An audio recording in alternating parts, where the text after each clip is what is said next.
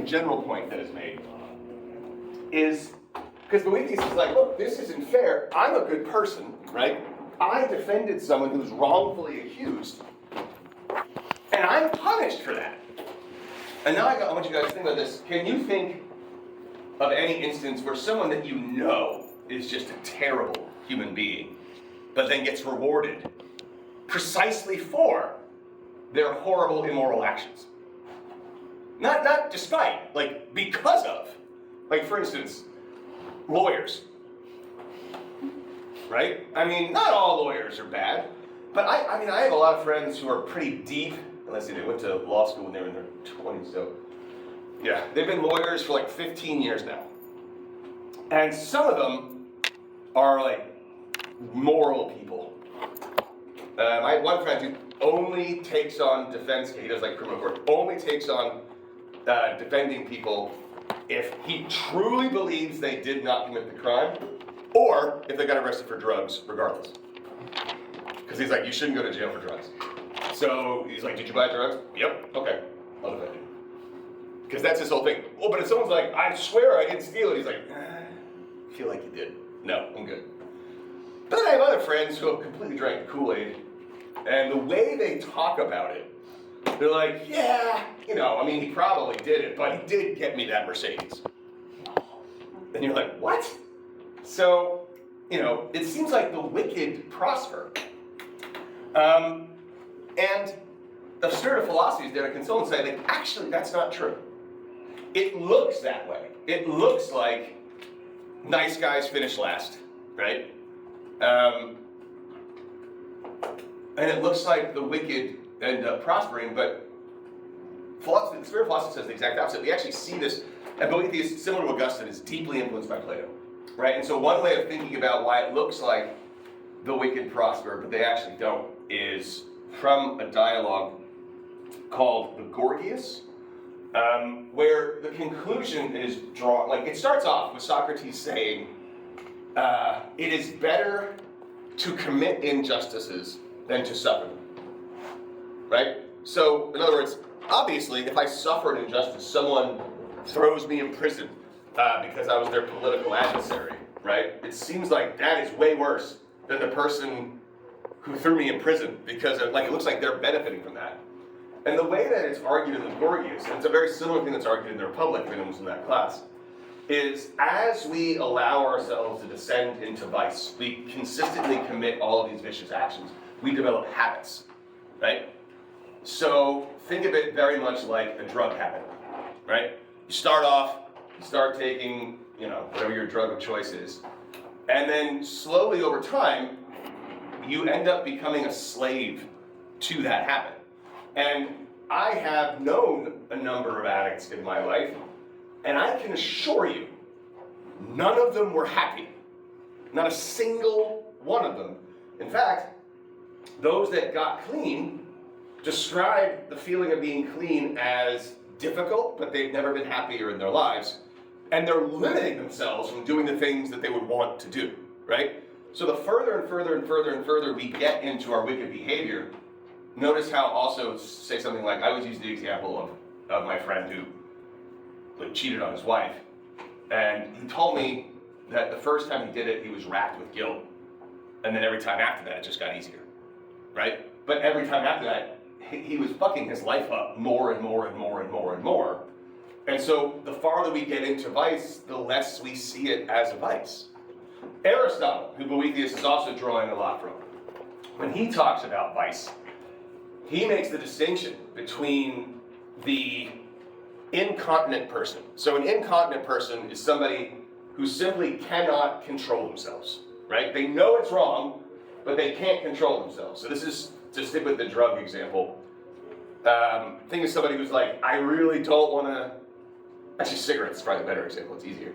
Like a cigarette smoker, think of two different cigarette smokers. There's the one cigarette smoker who's like, I really don't want to do this anymore. Cigarettes are destroying my life. There's no good that comes from any of this. But god damn it, I need a cigarette. And then they smoke a cigarette and then they feel really guilty about it, right? That mentality is the last stage before actual vice. From Aristotle, vicious behavior is the person who, and this is how it happens, it's actually a really, really interesting way this way it's developing. It sucks. I don't know if you guys have bad habits, but have you ever like really, really tried to like not do something that you know is self-destructive? You're like, I'm never doing that again. And then you do it again. And how do you feel? Terrible. You feel guilty. You're like, God damn it. I didn't want to do that. And then you do it anyway. And you're like, what's wrong with me? And so basically, but if you don't do it, you feel like shit too. Because you want it and you're denying yourself something you want. So it's a catch-22, right? For those that don't know what that means, it's basically, well, it is. It's from a book called Catch-22 by Joseph Heller. And the plot of that book is I think he's a bombardier in World War II, like a pilot. And those missions, most of those planes got shot down. Like, if you were in a plane in World War II, you're pretty much going to die.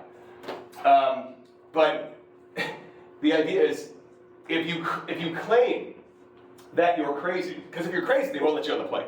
If you claim that you're crazy, it proves that you're sane, because only a crazy person would go into the plane. So you're obviously faking it, right? So you're like, I'm crazy. It's like, yeah, obviously. But if you say that you're not crazy, right? They still put you on the plane because you said you weren't crazy. So you're fucked either way, right? It doesn't matter. You're going on the plane one way or the other.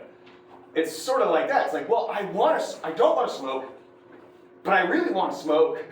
So I feel like shit because I'm denying myself. And then the second you cave to it, you feel like shit because you cave to it. So the vicious person has a revelation. They go, what if smoking's actually good for me? Who wants to live to be 80 anyway? Those are bad years. Plus, smoking's cool. So the vicious person convinces themselves that the very thing that they know is bad is actually good to remove the guilt of doing the thing. And once you get to that point, once you no longer see the problem that is inherent within your vicious action, now you're just too far gone. Right? So in the point of my friend, he said eventually he didn't feel guilty at all about cheating on his wife. In fact, it was her fault. That's how he said it. Because she drove him to do it. He convinced himself that he told me this. I said, but you know that's not true, right? He's like, now. But he said at a certain point, he just stopped feeling guilty and he convinced himself it was her fault, he cheated and blah, blah, blah, which relieved him of the guilt, because who wants to feel guilt? And that's the issue here, right? For Plato, same idea.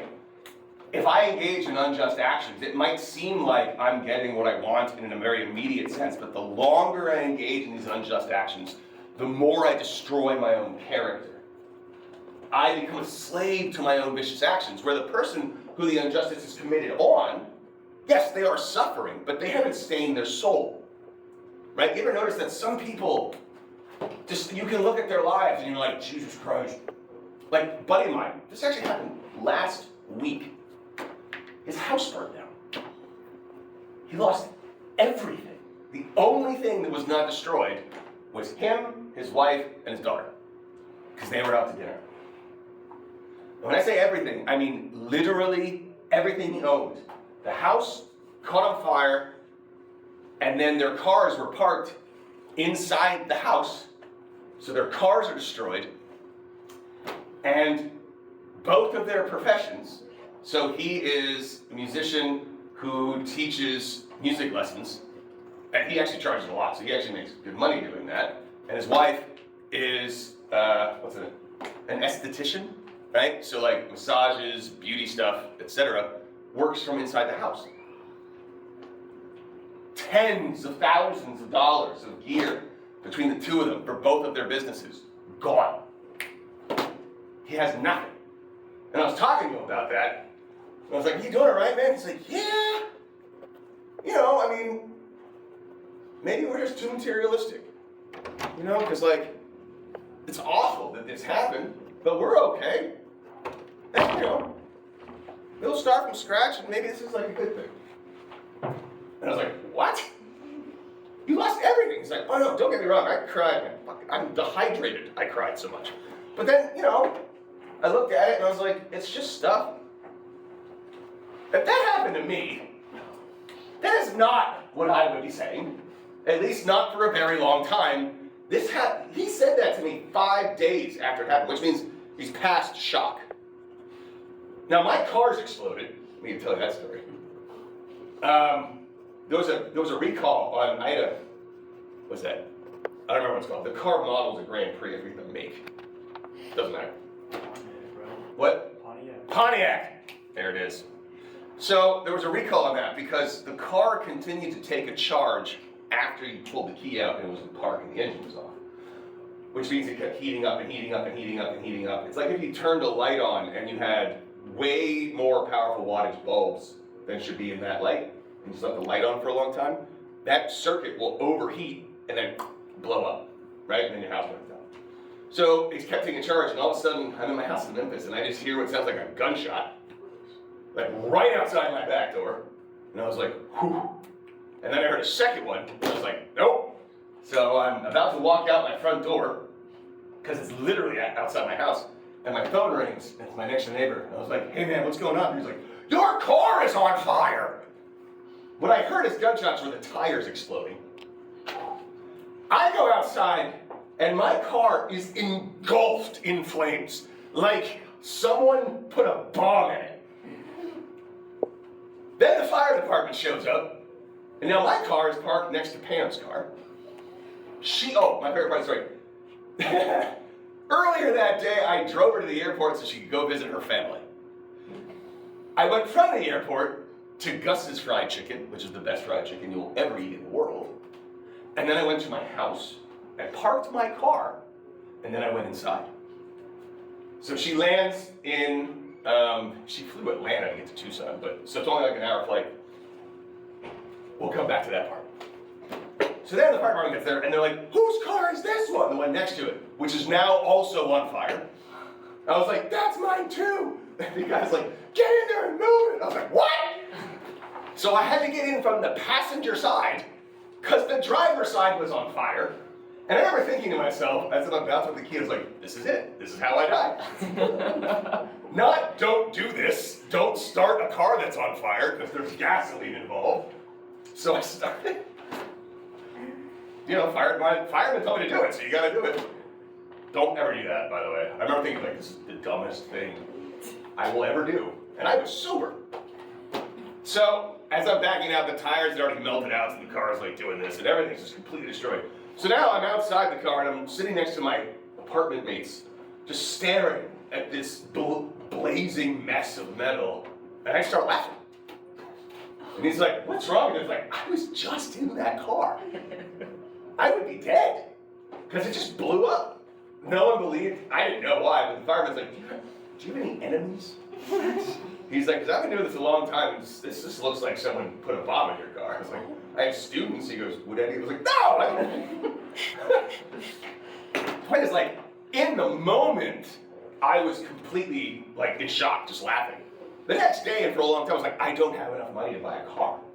Like, this is terrible. My buddy doesn't have enough money to replace all his stuff. But he's actually, like, looking at it in a way that's, like, kind of positive. And that's the point, right? Just because something horrible happens to you, the world happens to you, we are the ones who can determine how we engage with that tragedy. But the vicious person has stained their soul so much that they lose the ability to do that. So for Plato, it's worse to engage in unjust behavior. It's worse to inflict injustice on others, even for your personal gain, because you're only destroying yourself. He's not saying it's good to suffer injustice. He's saying if you had to choose, it's better to be the victim of injustice than the one that's causing it, for your own personal sake. So, on that point then, but before I move on, is this all making sense to everybody so far? Cool? All right. So the first argument given, which is, if you're going back to write on this, it's going to be in Book 2 of the Consolation of Philosophy. Things like riches, status, power, sensual pleasure are not the goods that are going to lead to true happiness. It's actually very important to note, though. She does not say, oh, by the way, I forgot to mention that. The spirit of philosophy is a woman, which is very much in line with Plato, right? So in Platonic dialogue, Socrates only claims to know two things, and it's not because he recognizes it, he doesn't argue for it. He's like, Diotima told me what love is and she's brilliant. Or Aspasia told me what the best funeral oration was and she's brilliant. That's the only 2 times he's ever that certain. Other times he's like, yeah, some priests told me about this city. I'm not sure if it's right or not, but we can just talk about it, right? So he never ever attributes any true wisdom to a man, ever. So very much in line with that. So the spirit of philosophy is a woman. And she does not say that like money, power, and status are bad. Right? She doesn't say they're without value. Because obviously, if you're looking at it, you're like, it would be better to have power and status and money as opposed to none of that. But they are significantly inferior to other goods. The goods that are extremely important are like family, virtue, wisdom. Family, virtue, and wisdom, these are the kinds of things that are going to bring us true happiness. What do you guys think of that?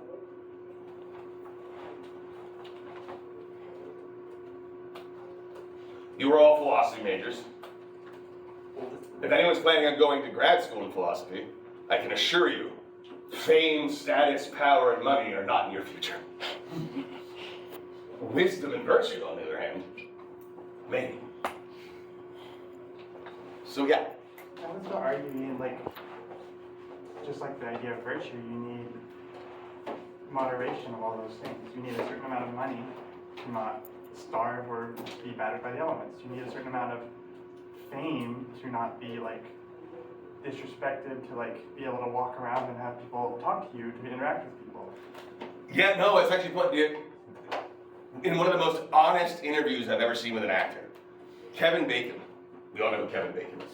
So he has attained the peak of fame. Like, he's so famous he doesn't have to work, right? It doesn't matter if he does a bad movie. That's how famous he is, right? It's just like, oh, Kevin Bacon. So he had a makeup artist, special effects person, disguise him. Like, because nowadays with prosthetics, you can literally. Have you guys seen The Penguin yet? With Colin Farrell on HBO? Holy shit. That's awesome. Unrecognizable. So Kevin Bacon had his person just put him in like a different face that looked real. And he said, yeah, I did it to like walk around and, you know, just be a normal person. And then he goes, so I walked around all day as someone else. And I gotta tell you, I really like being famous. Because like, if you're a normal person, nobody like says hi to you. No one tells you. No random person just walks up to say they love you. And like, you have to wait in line. It's terrible.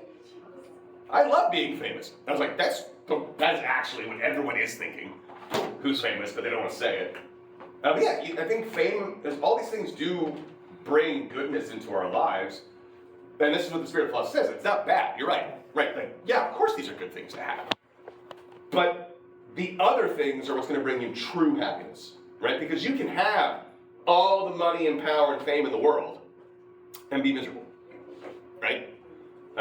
I've known people like that. In fact, even amongst philosophers, right? Like super famous philosophers. And then you meet them, and some of them are like great, like happy people. My favorite is Dr. Ransom's mentor is a guy named Sean Gallagher, who came to the University of Memphis when I was in my 3rd year or so. And he, like, when we hired him, everybody was like, this guy is like super, like, to give you an idea how famous this guy is and how important he is. He has a photo on his desk of him and the Dalai Lama. And the Dalai Lama is holding Sean's book. And Sean's like this. Sean walks around wearing cargo pants, not shorts, cargo pants, which I'm pretty sure haven't been a thing since like 1996. And Birkenstocks with socks on. And the same polo shirt, like every day. He can care less about any of that stuff, but he's got a lot of fame. If Gallagher wants to go to a conference and give the keynote, he doesn't do this, but all he does is just call them. Be like, yeah, I think I'm gonna come. Like, okay, we'll bump the keynote. You can just do it. But when you talk to him, you would never know. When I met him, I didn't know who he was. Because I'm sitting there and he comes up to me and outside smoking a cigarette. And he's like, hey, I heard you're from Philadelphia, which is a weird thing to say first to someone you don't know. And I was like, yeah, he's like, me too. And I was like, oh, cool. And then he saw me in Philadelphia, and I was like, I'm sorry, who are you? And he's like, oh, I'm Sean. I was like, Sean Gallagher? I was like, oh, hi. Like, he's just very unassuming and just has this great life, and he could destroy people. Like, he just knows everything. But he doesn't, because it's not what he's after. He's after, like, genuine wisdom. He's got a great family life. He's got a lot of fame and money and power now, but he doesn't need it. And I've met other philosophers who are absolute assholes. Right? And they have all the power and money in the world, but they're always like missing something. Like, it's like they have to prove it to everyone. Like, I remember Dr. Wallace's first conference was in Chicago, and I drove all the way up there with her from Memphis to watch her give her first presentation. And this guy shows up halfway through her talk, sits in the back, wearing a scarf the whole time. It's September. Like, it was just for style. And in the back, and he's just like this. And then when she finishes, he just started talking. He didn't raise his hand or anything. He's like, yes, I understand that, but I'm wondering why you haven't referenced this book that I wrote last year. And she's like, why, I just didn't get a chance to read everything. So he goes, well, I would recommend that you do.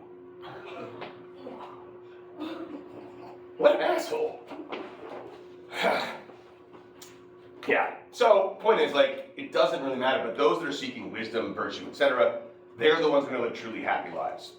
So if we focus on goods of fortune, though, like money, power, those things can be lost, right? Another very Platonic idea that Boethius is taking up here is that certain goods, like power, money, you go to acquire them, not only they're all consuming, right? They're spending all of our time seeking out those goods. But at the same time, they can be taken from us like that. Your house could burn down. Someone could steal your money out of your bank account, right? Like, fraud exists. You can lose it. And if it's cash, there's no guarantee of getting that back, right? Don't use your debit card online or at gas stations. Use credit cards. Because credit cards are fraudulent. It's like not real money yet. But your debit card, that's cash, right? Whereas, if you attain knowledge, no one can take that away from you. So people can throw you in prison. People can torture you. Let me ask you a question. Even if someone was torturing you, could they make you believe that 2 + 2 = 5? Let me start with a different question. Can they make you say that 2 + 2 = 5? Yes. Can they make you believe it? No. You will say anything under torture. It doesn't mean you actually believe it. You can't force someone to believe something. For Plato, he means that. What about brainwashing? It's like you chose. You allowed yourself to be convinced. Right? Like, if you watch a YouTube video, or 7, about flat earth theory, and you come in here talking about it, you're like, I don't know, I was convinced. I was like, no, you let yourself be convinced. Like, you allowed them into your mind. And that's the same thing. It doesn't matter how good they are at brainwashing. It doesn't matter how good they are at propaganda. You still have to choose to let yourself be open to it. Right? So we're still choosing to alleviate ourselves of knowledge. We did that to ourselves. No one can take it away from you. You give it up. Same thing with family. Like, yes, it can be taken away, but the way in which we engage with our family and our friends, these things, and virtue, same thing, right? Okay. So, the question then is, why the evil do not really prosper? So, she asks the question, what does everybody want? And that's happiness. So, when we see, this is where I think is the most interesting part. When we see good people, like genuinely good people punished, and this is actually what happened to my friend when I told Pamela that Seth's house burned down. She said, I honestly cannot think of a single person who deserves that less. Like, Seth is such a nice person, and he's known around Memphis as being a musician that's like, he's just the best guitar player I've ever seen in my whole life. But you would never know that if you were talking to him, like, ever. I mean, he never talks about himself, ever. I was at a bar once in Memphis, just sitting there by myself writing my dissertation, and it'd be like, you know, like the L bar, right? So it's like I'm here, and then these dudes are there, and they're kind of looking towards me. And I just overhear them talking, like, blah, blah, blah, Seth Hendricks, blah, blah, blah, what an asshole. And I was like, you talking about Seth Hendricks, the guitar player? And they're like, yeah, that guy's a jerk. They said, not jerk, but, it's funnier. They said that. And I was like, yeah, I'm sorry, guys. I don't know you, and I don't want to fight you, but if you think that Seth Hendricks is an asshole, I'm pretty sure you're the asshole. Like, there's no way that he did anything to you. And the bartender, who is this huge dude, just jacked, but he's like cleaning the glass like this, and he goes, actually, fellas, I'm down on this one, get out of my bar. They're like, no, Will, he's like, no, out.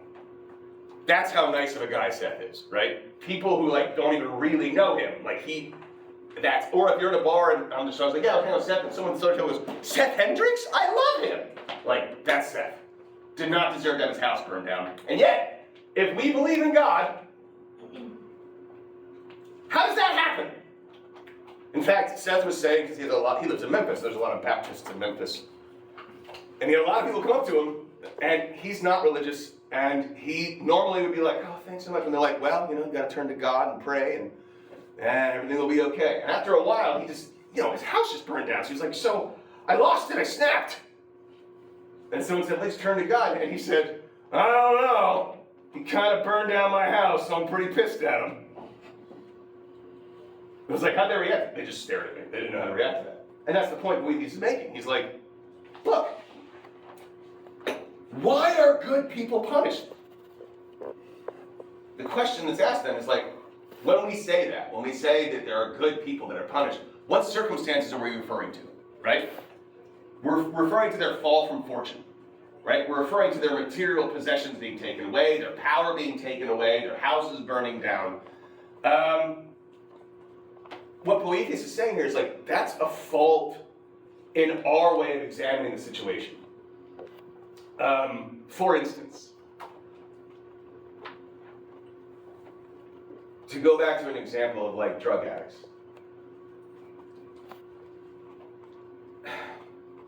Think about addicts that are forced into rehab.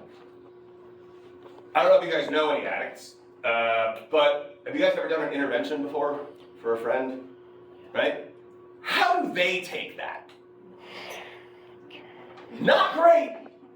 Right? If you do an intervention for a friend, which I've been a part of a few, they don't look at it like you're helping them. Right? The typical response is, I'm fine! Look, I'm fine. Why are you guys punishing me?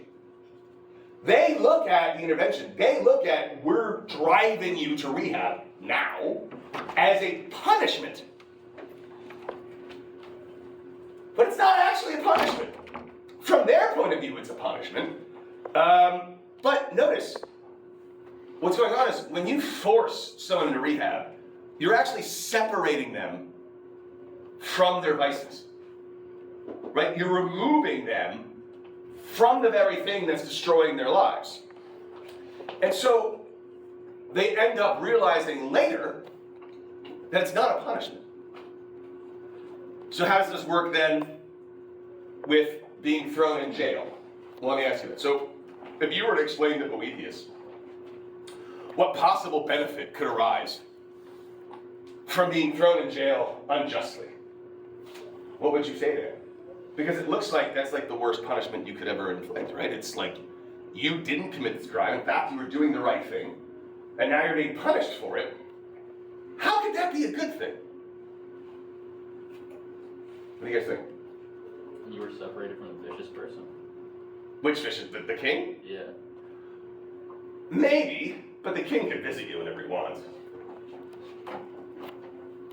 How is it beneficial for him? Remember, he's not an addict, right? So it's one thing to say, like, we separated the vicious person from them. We're punishing them by taking away access to their vice.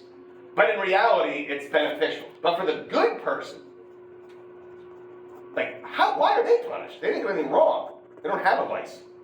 Yeah? Does it have to be beneficial to the person specifically? Say it again? Does it have to be beneficial to, like, the person? Yes. Okay. Yeah. Yeah, why would you have it?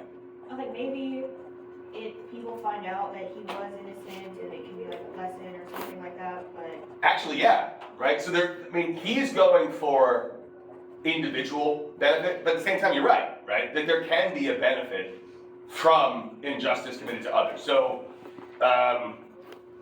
but notice like that almost seems, I agree with you, but it's like still kind of problematic, right? So if you think of like the civil rights movement, right? So what happened in Birmingham, yes, that opened a lot of people's eyes to what was really going on in the South because it was televised.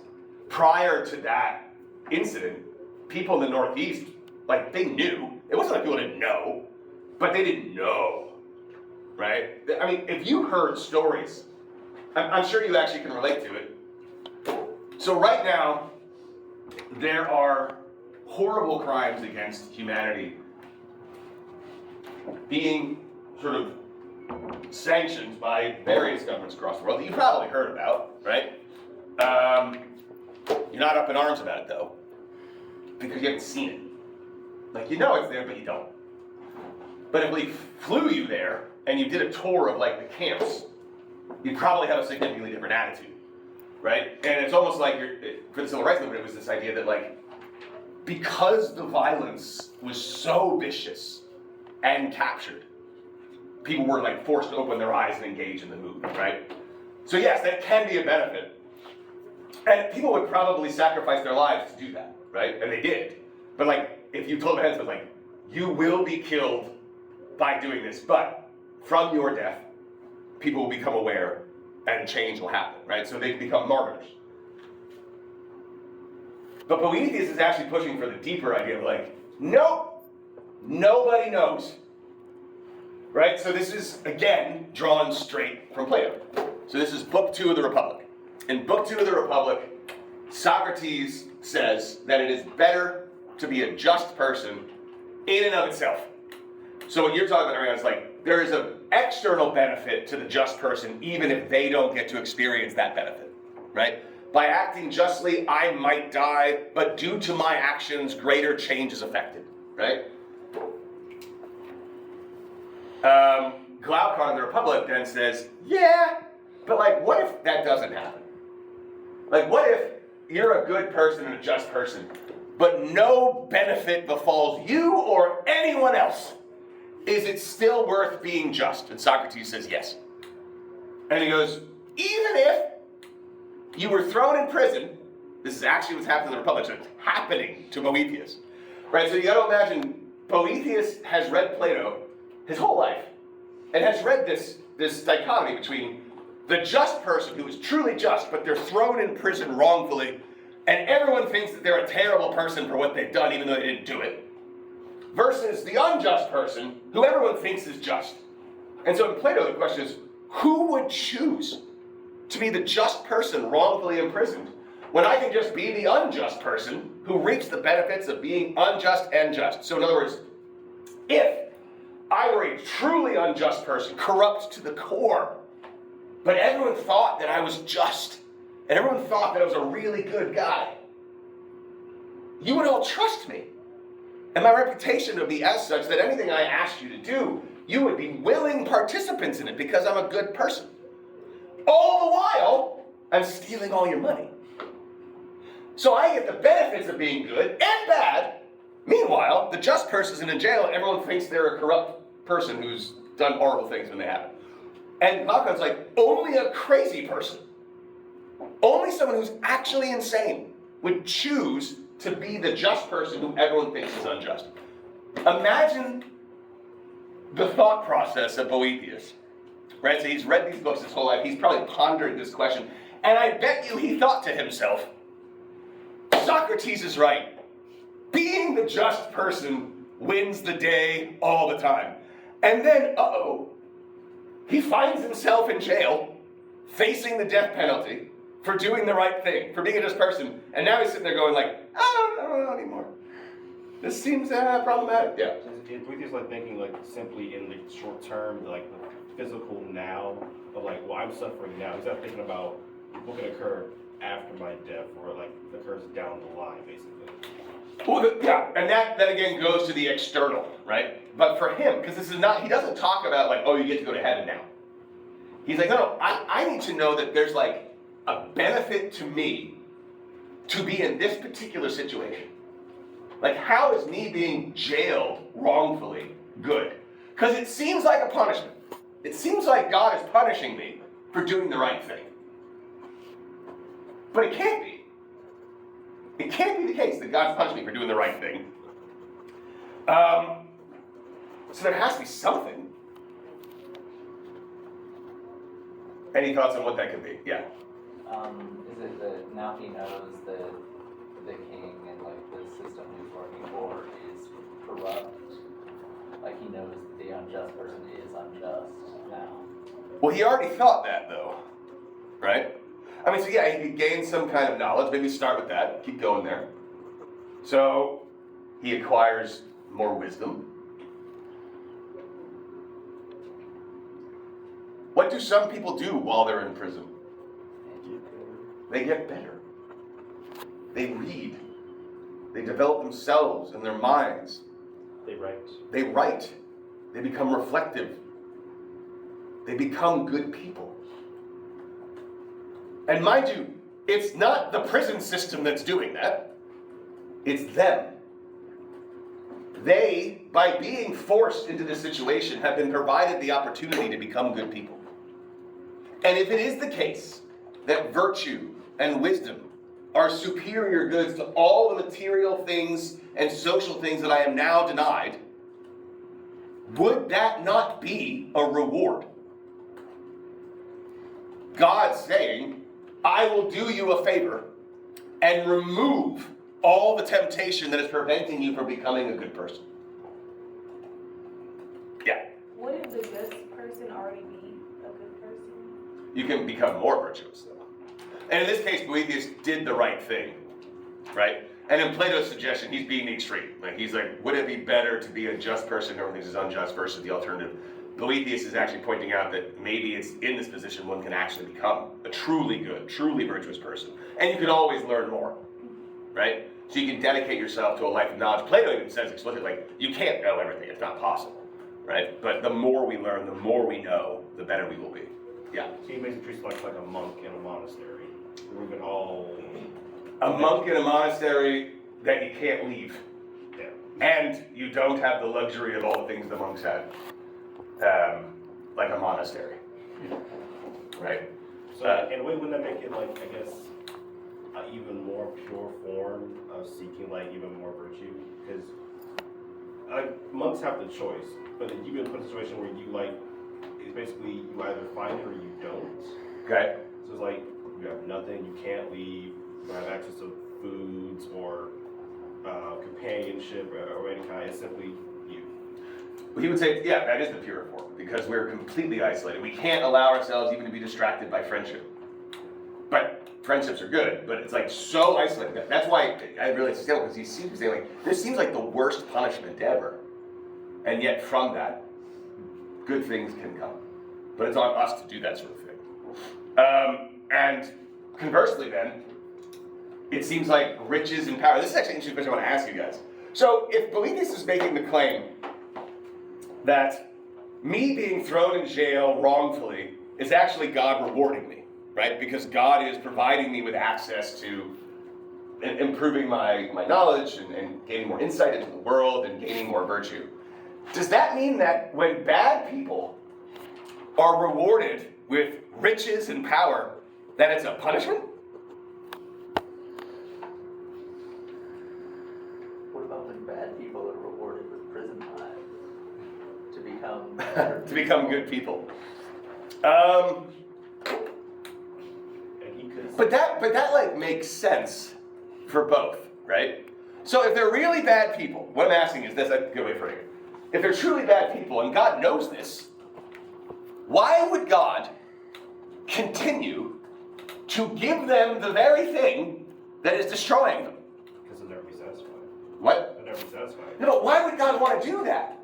So God is only, it'd be like if you had a best friend who was a heroin addict, and they OD'd, and then you go, hey, I heard you OD'd. Here's all the heroin you'd never be able to shoot up. And they're like, I thought you said it was your friend. Oh, I love them to death. right? Like, because that's what God's doing. Like, if everything is part of God's thing, like Boethius says it is, like, all of this is God. God is the cause of all things, right? And that makes sense, because, like, look, it makes little sense to me at the outset that God would punish me and throw me in prison, but if we think about it right, I'm actually gaining virtue from this. Well, if that's the case, then that also means that when someone defrauds someone and steals all their money, and then God rewards them by letting them win the lottery the next day, punishes them by giving them even more money. How is that helping them? See what I'm saying? I have this weird lens of like looking at it through like a Tyler Perry movie for some reason, where like the guy just been really bad and keeps doing the bad thing, and it's just allowed to happen until towards the end finally reaps what he's been sowing, and it finally like comes back to like biting the ass basically. But so the process of like, why would you even allow all this good to happen in the first place to then in the end be like, now you learn the lesson? But a lot of people don't learn the lesson. They die rich, terrible people. And God's the one who kept allowing that to happen. Why wouldn't God just go, nope, bankrupt? That's excluding like the idea of like burning in hell or anything like that, right? Yeah, he's not talking about that. He's talking right now. God, by providing them access to all these things, like excess of money, continuously allowing them to succeed, is destroying their souls. And that the reason I'm asking that is, again, because Boethius is saying God throwing him in prison was part of God's plan so that he could become a better person. So God's obviously active in this process, which means God's active in the alternative. I mean, God is literally providing the means through which we can destroy ourselves, and consistently giving more of it to the very people who shouldn't have any of it. Not for our sake, but for their sake. Like, they are destroying their own souls, and God's like, there you go, just keep going. Yeah. So, like, with the Job story, he was being punished in excess, and then he was blessed when it was all taken away, and then he was punished again when he got it all back to him. Exactly. And why would God do that? That's the question I'm asking, right? Exactly right. It's like taking Job's stuff away, but he's like, in that position you can recognize what really matters and what doesn't.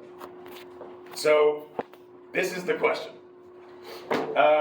Which then leads to the discussion of free will, because we talked about this a bunch.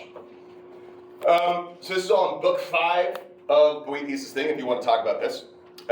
So book 5 starts with philosophy, again, the spirit of philosophy, saying that our acts of volition, unlike external events, right, are not in a causal determined chain. So for Boethius, the world, think of it like billiard balls, right? Everything is in a causal chain, dominoes, that's what's going to happen. But our will, when we act, that is not in that chain. However, when we allow our attention to turn towards these external worldly pleasures, we are lost to our passions, and thus our will is diminished, right? So, again, the addict is always going to be the best example for this. I don't know if you know anybody who, or specifically talk to somebody about their thinking process. Like, an addict will tell you, like, I know, especially when I'm going through withdrawal, that this is not good, right? And so then you go to rehab, and you're actually through the physical dependence, right? So you're in recovery, you're not going through withdrawal anymore, and you recognize that you just went through rehab and maybe even OD'd and woke up in a hospital. And then a few months will go by, like my buddy Butch, who relapsed a few times. He's like, a few months go by, and all of a sudden you start thinking about all the great things that happen when you do drugs. There aren't any, but your brain just kind of tricks you. And it's almost like, you know you shouldn't do it, you don't want to do it, but your brain's like, but what if? And then it's almost like it's pushing you that way. And that's kind of what he's getting at. He's like, when we allow our passions for these worldly things to take over, we're not actually freely choosing, we're kind of pushing ourselves into that determined causal chain. The trick then, he says, is to focus on contemplating God, which sounds a hell of a lot like Augustine, right?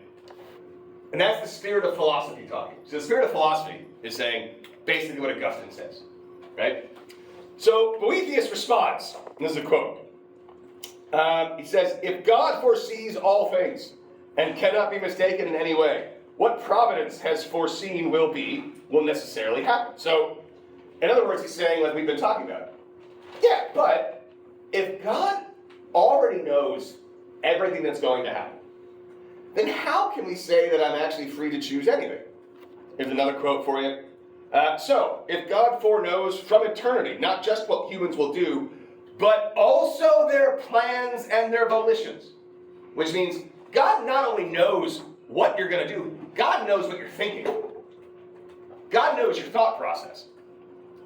From this, there will be no freedom of choice, for there will not be able to be any deed or any sort of volition that infallible divine providence has not foreseen. For if volitions are capable of turning out differently from how they have been foreseen, then there will not be firm foreknowledge of the future, but rather uncertain opinion, and I judge it wicked to believe that about God. To explain that quote. In other words, if God is truly omniscient, then this implies God knows everything that's going to happen. And knowing everything would necessarily imply that God also knows our thoughts and our desires. So to put this in perspective, one of the 10 commandments is, it is a sin to covet thy neighbor's wife or thy neighbor's possessions. Not steal them, that's its own. To literally, if you're married and you have like a friend who is a couple, right? And you look at their partner and you're like, yeah. That's a sin. Just thinking it, wanting it, is one of the 10 commandments. God knows. That's the whole point, that God knows. Because if God can't reach your thoughts, then how can you be punished for that? That's just like, don't do it. You can get away with it, but don't do it. Right? So, it's not even an external action that you're engaging in. It's entirely internal. It's a frame of mind. And that's a problem. Right? So if God knows everything's going to happen, then God knows all future events. Which creates a problem for free will we didn't really get into. It seems like, on the one hand, we want to talk about it's the choice. Like, yes, of course I desired this other thing. That's why I had to make this choice. And that's why it's so important that I can recognize the temptation, and then I overcome the temptation. And I chose not to do that thing. And that's what I'm being rewarded for. But if it's the case, which means it could go either way. I could be tempted and I could cave to that temptation, or I could be tempted and not cave to that temptation. That would mean that, so if it can go either way, that would mean that God can't really know what we're going to do. Because if God knew what we're going to do, as you guys were all pointing out last time with Augustine, then we were always going to do the thing that we're contemplating. The action that we're going to take on would always have been the same, which means God doesn't actually know what's going to happen to us. God just has like a belief or an opinion on what's going to happen. And that's not exactly a good thing to say about God, is what he's getting at in that quote. He's like, look, it's wicked to say that God doesn't know what's going to happen. God has to know what's going to happen, otherwise it wouldn't be God. But that raises the question of moral responsibility. In order to be morally responsible for an action, don't we have to voluntarily choose it? So Aristotle, in his Ethics, makes the distinction between voluntary and involuntary actions. I don't think there's any markers. Shit. Oh well. Oh, there they are. So real quick, for those that were not in my intro class. Voluntary versus involuntary actions. Voluntary actions involve choice, meaning you are aware of what's going on and you voluntarily choose to do that thing. Insofar as I'm voluntarily choosing, I am responsible for that action. Involuntary means that we were externally forced, which means no choice. And if I am not choosing to engage in action, I am not responsible for that action. This creates a problem of morality. If God has already planned everything out, God knows exactly what's going to happen ahead of time. How am I really choosing that thing? And if I'm not choosing it, how can I be morally responsible for it? And the entirety of Christianity is based on this idea that we are actively choosing our actions. So you can see this issue of free will is something that all these philosophers take up. It's a massive problem. If you don't believe in Christianity, it's really not. You're like, yeah, fine. Don't have free will. I'm just on a train track, moving forward. It is what it is. But for Christians and for other religions, it's very difficult because it seems like we are absolutely judged on the things that we do, the choices we make. And if we're not freely choosing them, then how is that fair to judge us?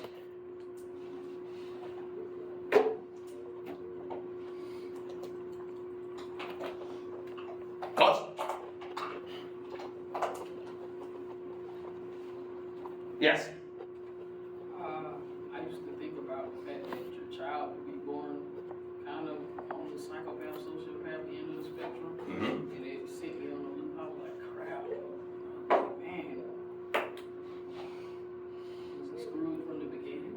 Reading this, and like, was he destined for? Exactly that, right? So, to bring it back into like an example, some people will say, well, either way, right? So if it's the case that we're somehow born with this inherent drive to kill people viciously for our own gratification, it's almost like, well, it's not really their fault because that's just part of their DNA, right? Or people often say, well, no, it's more societal and culture, right? So they were just brought up in an upbringing, usually like the tragic childhood upbringing.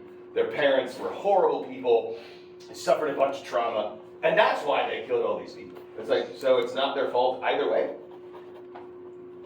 Didn't they kill people? But this is the question that's being asked, right? Yes? I haven't really thought through this entirely, but I was thinking maybe that's why you have the story of original sin, to kind of give the illusion of choice and give the illusion, like, or the idea that when you do good things, it's a choice that you're making. I don't know, to say that, like, everything is, like, arbitrary and everything, I do have no moral responsibility, given the idea that, like, I'm choosing to do the right thing because this is what's wrong, I don't know, maybe can absolve this problem. So, are you saying it's just an illusion? Well, And that allows us to, like, like the believing in original sin as a concept. oh, I don't know if it's true. yeah. So I just want to be clear on this, but you're saying like the actual free will aspect of it is an illusion, but we allow ourselves to believe it so we can have some semblance of moral responsibility? Yeah. That's actually a really good point. So Kant says that. Kant argues there are certain things that we cannot know, but we must assume are true in order to have any semblance of morality. 1, that there is a God. 2, that we have a soul. And 3, that we have free will. So Kant argues like we can't know if we have free will, but we have to assume that we do in some way, because otherwise morality is just dead before it starts. So yeah, that's actually a really good point. We have to believe it, because the alternative of not believing you have free will is just horrifying. And then no one's responsible for anything. Okay, so the answer that philosophy, the spirit of philosophy gives, basically the spirit of philosophy argues in response to this problem that Boethius raises, is that God is atemporal. So this would actually, from their perspective, eliminate the problem of determinism. So in other words, if I know that something is going to happen, if I know that something will happen, then such an occurrence would be like a necessary action, right? So like, it's like the movie example I gave before.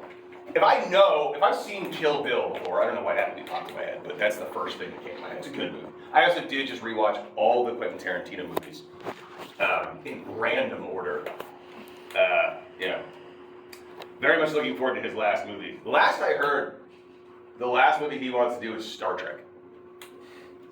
A Quentin Tarantino Star Trek would be the greatest, weirdest thing ever. They'd be swearing all the time. I'm just picturing like the Gorn episode. Yes. Yeah. It's gonna be great, but I doubt he'll actually do it because that'd be a weird one to end on. He should have done it before. You guys know what Quentin Tarantino said, like, after his first movie, I'm only doing 10. He's been saying that his whole life. And he's like, yep, it's about right. So, okay. So, if I know something's going to happen in a movie, it's necessarily going to happen.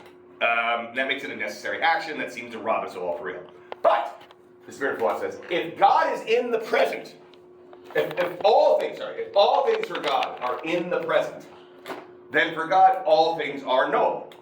So, to put it in perspective, in the present moment, you know what is. You're here, you know that you're sitting in a chair right now, right? So you can know that. But for God, the past, the future, and the present are like the present for us, right? So the way in which we can know things in the present moment when we're not sure about things in the future, God knows all of it simultaneously, right? Think of it not like God knows what will happen. God knows what is, because for God, the future is the same as the present. Does that make sense? Okay. And the way freedom works then, we can say, like, if it is the case that I am sitting at this moment, that I am necessarily sitting now. However, my current state of sitting does not preclude the possibility of me standing in the future, right? So philosophy argues, I am capable of standing later from my perspective, and thus am free to do so. In other words, future events which are contingent are completely free. However, as they are known by God, whose future is like the present, they are proper objects of knowledge for God, they are knowable things. So think of God knowing everything about you, which is kind of difficult to grasp. So I don't know if you guys know who Leibniz is. Have you guys ever read Leibniz? So he was a modern philosopher. Okay, so this is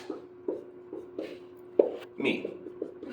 Now let's get rid of that emo haircut. Okay, cool. Now, currently, Jesus Christ.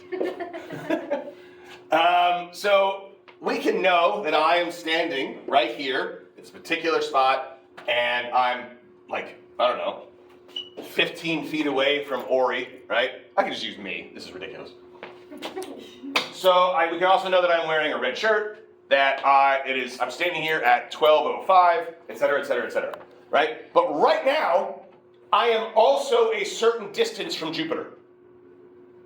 And I have no idea what that distance, and 31 years ago on this date, I was a completely different distance from Jupiter. And get this, that's a fact about me.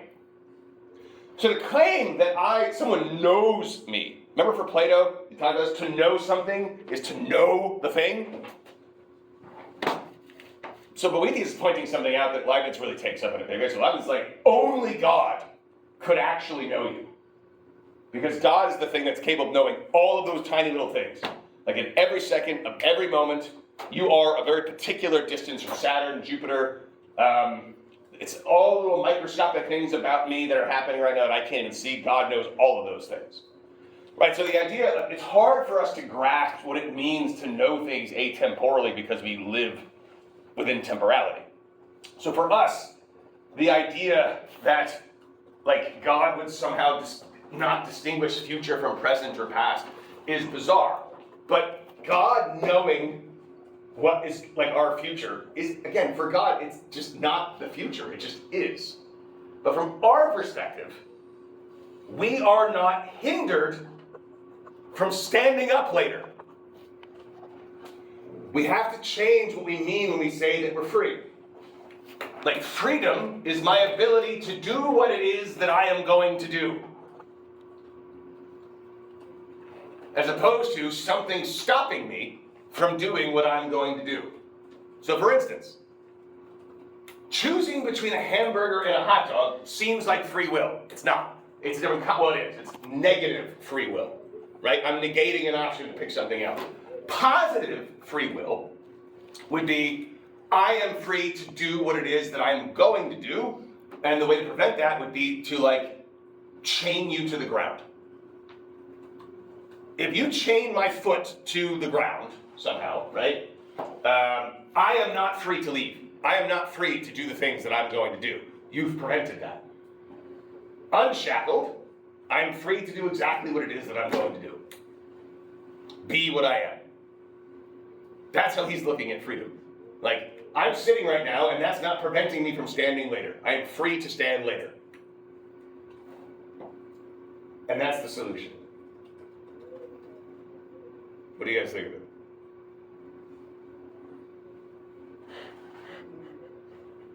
I know. I'm just telling you what they say. It's your job to write papers about it.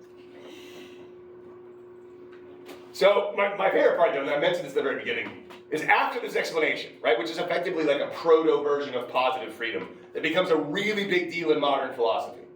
So like Locke, for instance, who has read Hobbes, and Hobbes is just determinism, right? It's like everything that you do it was caused by past experiences, so you're not really freely choosing them. All of this is coming from medieval philosophy. Like obviously all these guys have read these medieval philosophers talking about free will, trying to maintain it. And then Hobbes, because Hobbes, it's debatable whether or not he's actually religious or not. He's like, nah, no free will. It's such an easier solution to just say we don't have it, right? But Christian writers need it to exist, so they're trying to work through these logical problems. And so they come up with like, well, yes, God knows what you're going to do, because we can't deny God that kind of knowledge. Denying God knowledge is blasphemy. And so you are free. You're free to stand, which God knows you were going to do anyway, but you're free to do it. Like nothing's stopping you. And so we get this solution, and then right after that, the Spirit says, God sets the measure for all things and knows nothing to things, and owes nothing to things which follow from it. Which basically throws us right back into determinism. Right? So it's like, no, you're free, but God chooses everything. So this is why I said like he waffles back and forth. Like you get this solution that saves free will and then it immediately goes back to the other one. But what do you guys think? Is it any kind of solution? Does it work? No. You'll find out in my favor. It goes back to that ineffability of God. Right. What do you mean by that? The atemporality Right. is necessitated by the fact that God has all of that potential, can do anything, does everything. Right. Right. That entity cannot be comprehended by something that is tied to both time and to a sequence of actions. Right. Exactly. Good. So we're trying to explain the nature of God, but we are incapable of actually explaining the nature of God. Right. So, and this exact problem, where you're wrestling through an issue of free will, you're wrestling with how God relates to our free will, how God understands the universe, is why, when we get there, Maimonides says, the best thing, or the most accurate thing that we can say about God is nothing. Like, we can't actually talk about God, not properly, because God is ineffable. God is inexplicable. Right? Good. And you have something? Well, if we take that premise, my question's invalid, so. Okay. Yes. I have a question about negative free will and positive free will. Yeah. So negative free will is like negating a choice. Right. You said. So like you have a certain amount of choices and you're not choosing them in favor of something else. Right. And positive free will is that you're free to do what you're going to do or what you want to do. But like, wouldn't both of those things be happening at the same time whenever you make a choice?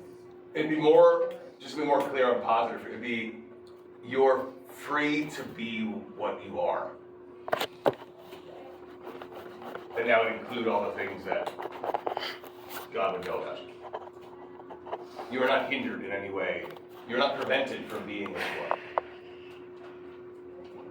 Yeah, I know, it's weird. Yes? How would you respond to like the argument of you're only allowed to be what you are just because God is allowing it? No, that's exactly right.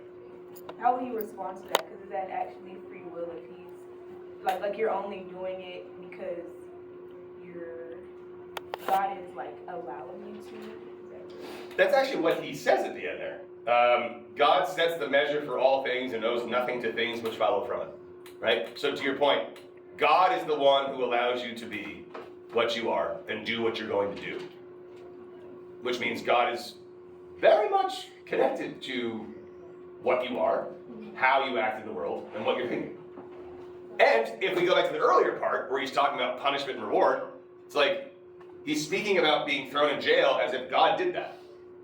right? So anything that he comes to think later about maybe prison's a good thing because I can think of things was directly caused by God intervening and throwing him in jail. And the person becomes vicious because they're just given vast amounts of money and power. Didn't God cause that? It says right here, God is the measure for all things, causes all things. So you're right, it's a problem. And the beauty of Boethius is, again, he's writing in this dialogue form, very much like Plato. So at the end of it, it's just, you have to think about it. But it is a problem. It's a massive problem. And that's why, again, when you get to the modern era, where these people are religious, but it's different because they're almost favoring logic in many ways over, like, scripture in many ways. And so they'll say things like, they'll always sort of descend back to, what's the easiest solution here? Like, I may not like it, but it just seems like I don't have free will. So, yeah. That's a good question. All right, so for next time, Anselm is, we're going to jump ahead from like 500 AD to about like 800 years, something like that. And we're going to do Anselm, and then after that, we will do Peter Abelard, and then that's going to be it for the early Christian. So Anselm will be 1 to 2 days, and then Abelard will just be 1 day. Because Abelard is fun to do. We're going to do Abelard at the end here, and then Heloise, who was, they're like a power couple in philosophy, basically. And we know of her philosophy through the letters that she wrote to him. There's some pretty gruesome details that happened with Abelard, but we'll wait until the actual day to get to that. And then after we finish out Peter Abelard, we will set your date for your papers, because it's probably, it is what it is. It won't be next week that they're due. How about that? Because I don't want you to pick your paper topics before we've covered everybody in the field. Like, we might get to like the last day of Peter Abelard, you're like, I want to write on this, and you've already, so I don't want to do that. I'd rather give you guys free choice to do. To be and to write what you're going to write. There it is. See you Thursday.